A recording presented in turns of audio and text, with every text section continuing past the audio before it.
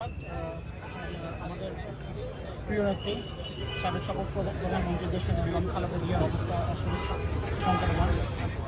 পুরো দেশবাসীর মতন আমরাও এনডিএ নেতৃবৃন্দ সবাই উদ্বিগ্ন। আপনাদের মাধ্যমে গণমাধ্যমের মাধ্যমে দেশবাসীর কাছে আমরা দোয়া চাই, কারণ বেগম খালেদা জিয়া হচ্ছে অনুপ্রেরণার অপর নাম। পুরো বাংলাদেশে এখন একজনই নেত্রী আছে যার কথায় পুরো দেশ ঐক্যবদ্ধ থাকতে পারে, তিনি হলেন দেশনেত্রী বেগম খালেদা জিয়া। তিনি হাসলেই বাংলাদেশ হাসবেন। আমরা কিছুক্ষণ আগেও তাকে দেখতে গিয়েছিলাম, আমাদের সাথে বিএনপি সিনিয়র নেতা ছিলেন, অসীম ভাই ছিলেন।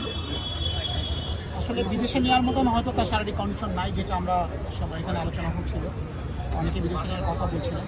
এখন দেশবাসীর দোয়া করা ছাড়া, আমাদের সকলের মহান আল্লাহ রাব্বুল আলামিনের কাছে, রব্বুল কাবার কাছে দোয়া করা ছাড়া আমাদের আসলে কিছু করার না।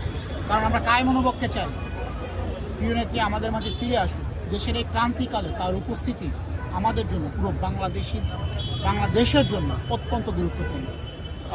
আমরা তার যিনি ব্যক্তিগত সহকারী রয়েছেন ফাতেমা, আপনারা তাকে চিনি, তার সাথেও কথা বলেছি, খোঁজখবর নেওয়ার চেষ্টা করেছি।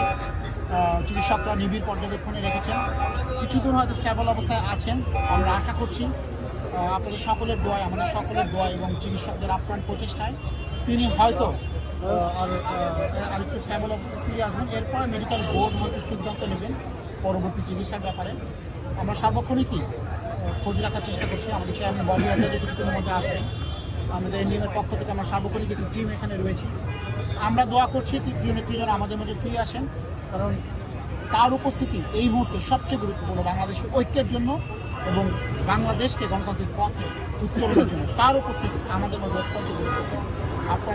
আপনাদের মাধ্যমে আমরা সকলের কাছে আবেদন জানাচ্ছি, দল মত নির্বিশেষে আপনারা প্রিয় নেত্রী দেশনেত্রী বেগম খালেদা জিয়ার জন্য দোয়া করেন, তিনি যেন খুব দ্রুতই আগের অবস্থায় ফিরে আসেন। আমরাও দোয়া করছি। এরপরে আমরা আবার হয়তো সন্ধ্যার দিকে আবার একবার যাবো, তখন তার বিশেষ শারীরিক অবস্থার খোঁজ আপনাকে জানাবো।